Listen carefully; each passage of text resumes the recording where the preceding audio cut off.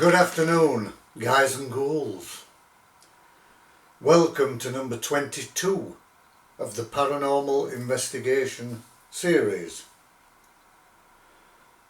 This investigation took place in the George Pub and nightclub, which was in Cleckheaton in West Yorkshire. It was quite a sprawling pub, several levels, which led to a huge kind of function room, and also underneath there was a nightclub. I think the people that were present at the point were myself, Gary Harrison, Ben Hartcastle, Kelly Peace, Adeline Ratcliffe, Dion Child. Dion went on to become an author of children's books when he moved away down to Ross-on-Wye, and his first book published was called Walter Under the Bridge, which was about a troll. Excellent for children, and I'll give him a plug if you get the chance to see it. It's on Amazon. If you wish to buy it, I'm sure Dion would be very happy. The investigation had been called in the George because people said that they were beginning to feel strange events were going on. Glasses would move mysteriously. Ashtrays would fall off the bar. Voices could be heard, etc., etc. On coming out of the bar area, there were a series of steps that went up to what was a huge function room. And I seem to remember the nickname of the girl who worked in the pub was called Bean. And she quite often had very, very scary experiences on those stairs. All of us that were there investigating, we went into the, as I say, this large function room, which had, if I remember rightly, a really ornate old fireplace halfway down.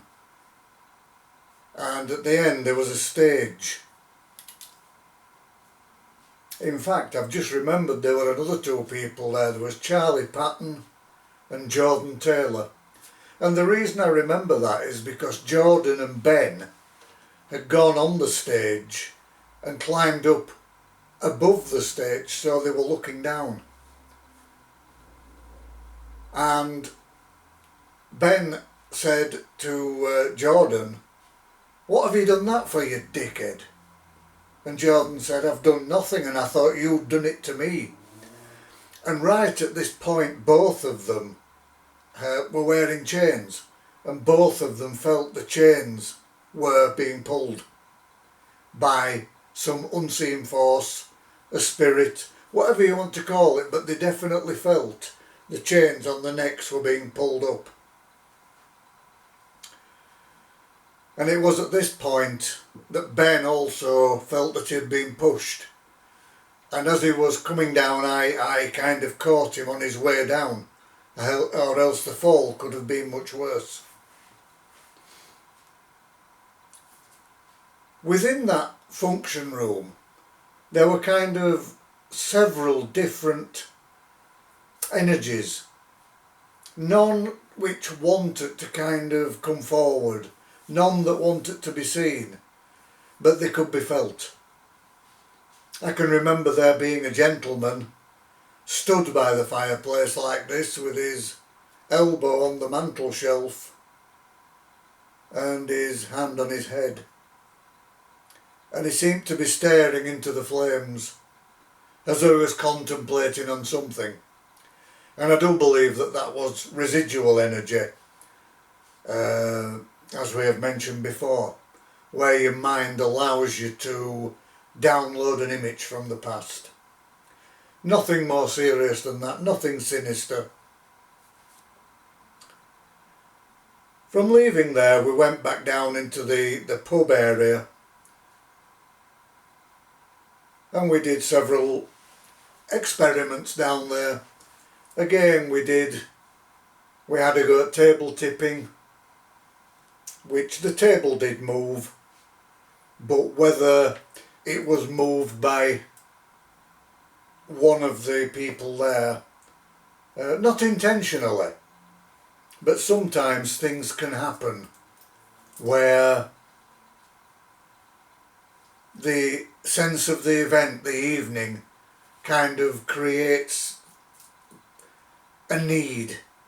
And I think sometimes subconsciously we do tend to move things along or do things, all in innocence. There is nothing intended to con or fool anyone. We as a team did not and do not have the general public with us. We will not have a fair paying public. And the reason we don't have the public is because we don't wish to put a show on. We want it to be real, we want it to be kept real. And that is where so many groups go wrong. That they're charging people quite large amounts of money to go on these investigations. So they do feel that they need to put a show on. When in reality, if nothing is happening, say nothing is happening. It gives you far more credibility than if you lie, you just become a con.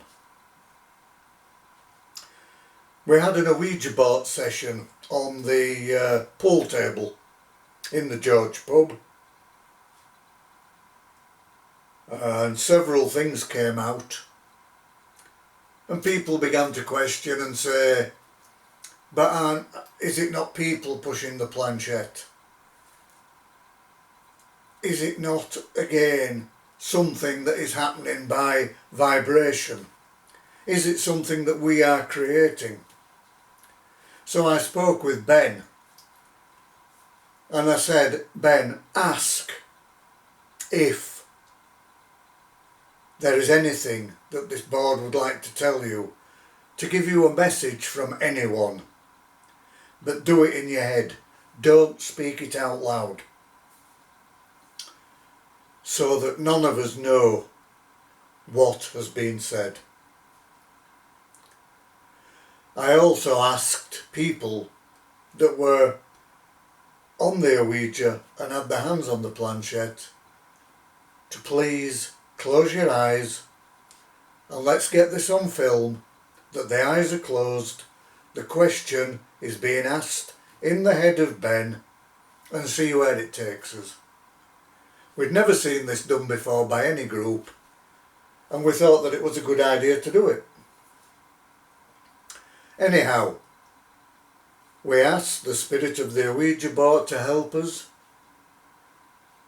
We said, whatever message it is that Ben is asking for, please can you spell it out for us? And it was at this point that the planchette began to move. And the planchette actually spelled out, you are the best. You are the best. And at this point, Ben actually began to weep. He broke down and cried, because this particular message, which he had asked in his head, was from his beloved grandmother. And there was only Ben knew that that is what Grandma used to call him, or used to say to him, Ben, you are the best. So in doing that, we kind of proved that what we were doing was genuine. Nobody knew what was asked. People's eyes were closed, and the spirit within the Ouija did its thing and spelt it out. It was a very, very moving moment, and I'm sure it's one that Ben will never forget. Nor will I. It is one of the greatest moments that I've experienced in 20 years of paranormal research. It was excellent. We did a little bit more down in the pub. We did some dowsing behind the bar and using a pendulum. And if I remember rightly, I'm sure we picked up on the spirit of a landlord from many, many years ago who, I can't remember his name, but he did come in visitation. He wasn't there constantly, but he did come and visit. And people think, and I believe, that he was the one that were pushing the ashtrays off the bar. So you can tell how long ago this was. It was well before the smoking ban. From there, we went down some stairs and entered into what was a nightclub. And in the nightclub it had a very, very dark atmosphere indeed. I mean, as nightclubs are, it was a dark place anyway. And it was at a point in there where Adeline was looking into a mirror in the ladies' toilets. And she felt that there was a presence looking back at her. And photographs were taken. And on this particular photograph of Adeline looking into the mirror, there appears to be a white face staring back from within the glass at Adeline. It kind of freaked her out a bit. And Dion Child is called, he felt as though he was touched on his arm. And he kind of believed that it was a former waitress that worked within the nightclub. Someone whose life had been taken unlawfully. And she was tugging on his arm in a kind of, help me, get me away from here. And Dion was a very sensitive soul. And it affected him quite badly. And it was at this point that we decided to leave the nightclub and just leave a camera running and to see if we could pick anything up. We went back into the bar area and we had a break. We were talking about the things that we'd seen, the things that we'd heard, and more specifically about this amazing incident with Ben and the Ouija board. Which was a wonderful thing. After about an hour we went back, retrieved the camera from the nightclub, and unfortunately we got nothing. We had a few bangs, a few knocks, and a few orbs. But again, you all know what my feelings on orbs are. They're either moisture, dust, camera refraction, or they are sentient energy. And I would imagine that a nightclub, somewhere that has been so alive, so vibrant, and so exciting back in the day, possibly would contain sentient energy of many people who have spent so many happy times there. People who come and go from the spirit world. People who just continue to enjoy the afterlife, doing the things that they enjoyed in this life. All in all, it was a very interesting place to be. We got some quite good evidence, and we decided to draw it to a close, and that was it. There was myself, Ben and Carrie. We spoke afterwards, and we were very happy with what had gone on, and we started to plan to do another investigation, which will be investigation number 23, which was at the Denby Asylum in North Wales and Flint Castle. I will report on that in the next one. And at this moment in time, I wish you well.